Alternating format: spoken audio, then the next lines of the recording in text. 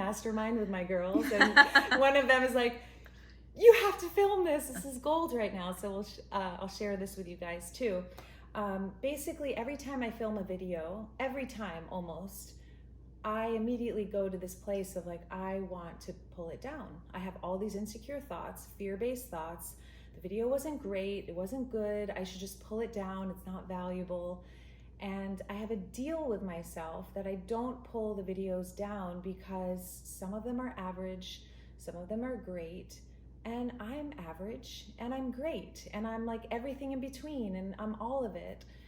And so I share this because so many people, just a quick snippet, and I share this with you guys in the middle of all this because so many people don't share, and this like makes me want to cry every single freaking time because there's so much gold in every one of us. And I don't want this bullshit,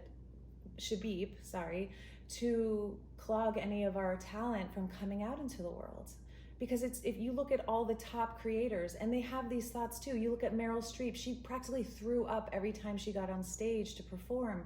Like, this is normal, it's natural, but don't let your fears stop you. Let it fuel you. And if you're not focused on what I can get, if I'm not focused on what I can get from you, if I'm not worried about, oh my God, they're gonna unsubscribe, you're gonna unsubscribe because this is an average video and I must not be valuable enough or good enough for you, go. I'm still gonna create because there's gonna be that one person who's like, oh my God, I needed the message and now I'm unlocking the gold inside of me and that's worth it to me. So leading with love is about being service oriented. Being a follower of fear is wanting more likes and wanting to be the best and wanting to be great and wanting to see me as freaking flawless. That's being a follower of fear. A leader of love is like, no, I'm average and I'm great and I love you and I'm gonna share my heart with you.